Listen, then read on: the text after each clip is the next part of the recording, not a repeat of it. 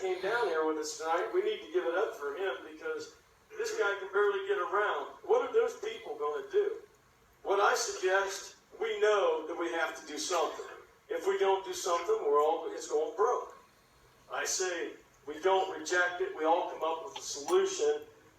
If it's 6%, start out low, but do not take these men and women and families' pensions away. That's what we want. That's why we're here. Thank you. I welcome Richard or anybody else who wants to submit a counter proposal. We don't need a 50% cut or a 40% cut. Why doesn't everybody get it? Richard says 6%. I don't know. That's what we want to hear from the retirees. Are there interim, are there solutions short of broad-based cuts that could save the program? I don't know. It's for input from you guys. Henry Franchini, are you here? Henry.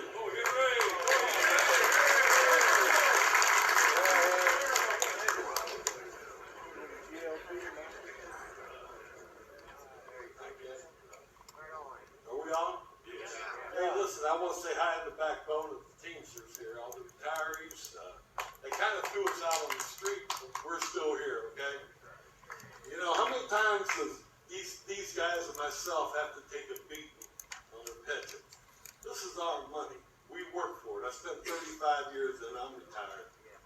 They hit us with deregulation. They hit us with this consent decree.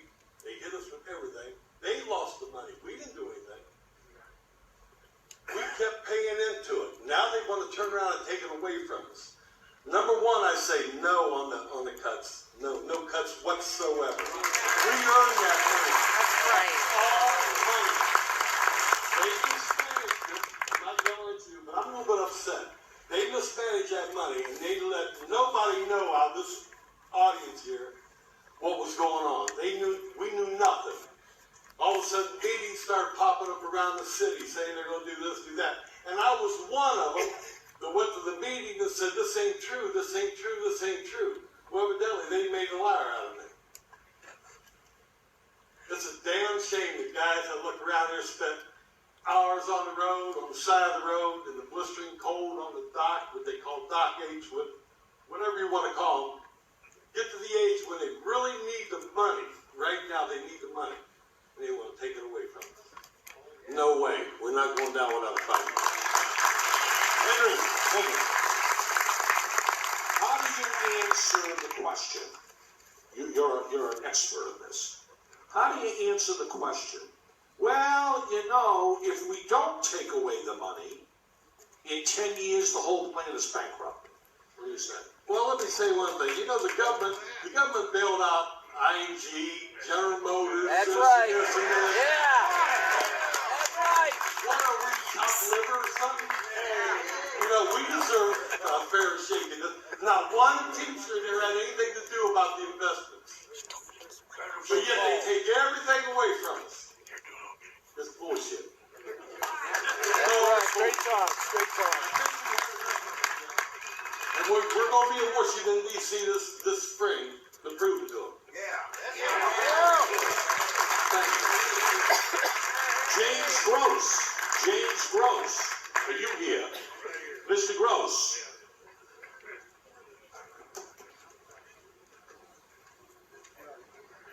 All right, I got a letter.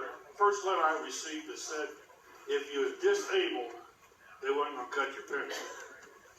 Then I get a letter where they cut my pension, how much they're cutting. My damn prescriptions alone cost me about $5,000 every 3 months out of pocket. Out of pocket. Now, they said they haven't got enough new members to keep this going. Hell, for one, I'll pay my damn union dues to them. But don't cut my pension. You know, they don't realize.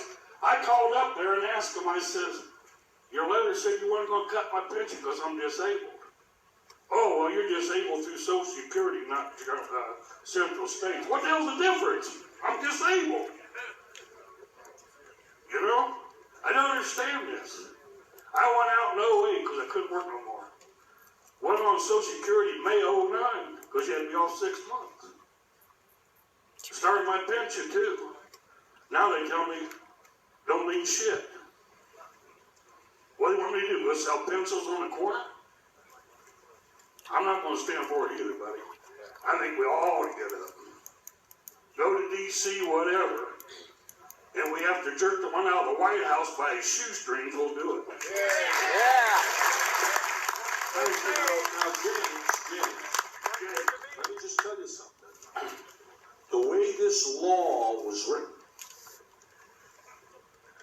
this isn't my doing, the way the law was written, if there are individual retirees who are disabled, their benefit cuts are much, much less. But you're right. That disability has to be recognized not by Social Security, but by the plan itself. That's right. And I'm hearing more and more from critics like you that have a legitimate Social Security disability finding, but the plan never recognized the disability, so they want you to be part of that 50% cut or whatever it is. Right. There's a gentleman that worked with us from 908 that had 30-some years in. He lives in Florida because he can't breathe up here in Ohio. And they're cutting him. He's been disabled for 2. And there's several more that worked with me that are disabled. Why didn't the plan recognize the disability? I have no idea. I called them up and they told me I was disabled through Social Security only. Now what the hell makes a difference? That I don't understand. You work for it, you earned Thank it. you very much. Steve Magnetta. That's right. Steve Magnetta, where are you?